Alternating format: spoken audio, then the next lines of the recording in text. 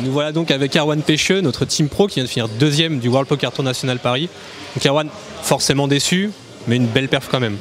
Non, pas déçu. J'aurais signé au début de l'ATF pour une performance comme ça. Après, c'est vrai que bon, bah, le titre, on le reporte encore.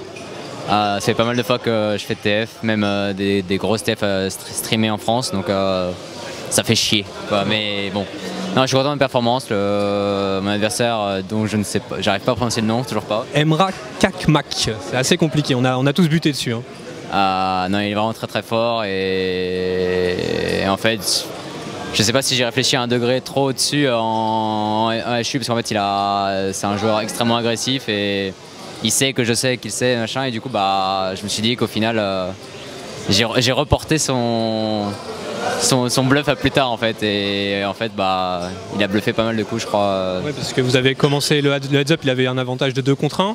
On a vu que tu avais gratté pas mal de jetons au départ pour remonter. Est-ce qu'il y a eu un coup clé justement dans ce heads up? Ouais, il y a un coup clé qui aurait pu me donner un avantage de 2 contre 1, donc inverser la tendance. J'open 2 As, il défend. Non, il open au bouton, je 3 bet, il call. Ça vient, je sais plus, valet 6-2. Je crois que c'est valet 6-2, je sais bet 40%, quelque chose comme ça. Il call. Bon là, il call, mais enfin, il y a toute sa range aussi, enfin, il y a tout quoi. Il y a des floats, il y a des top pairs, il y a des deuxième pairs, il y a des gut shots, il y a tout. Turn c'est un 3, je crois, ou un. Enfin, je sais plus, il y a une gut shot qui rentre, mais enfin, il a rarement des cartes basses, on va dire.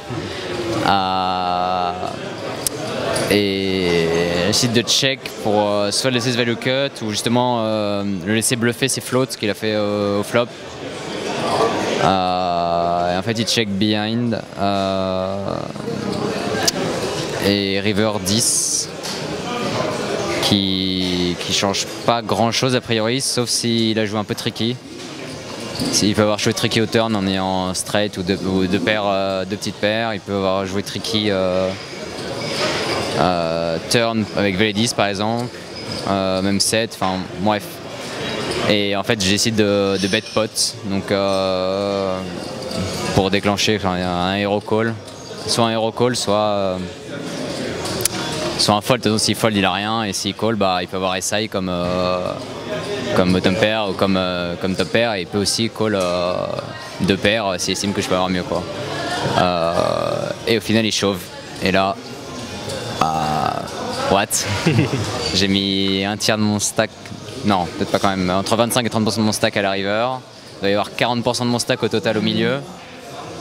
Je me demande quand il peut bluffer ce coup quoi. Et bah il l'a fait, donc voilà, GG à lui.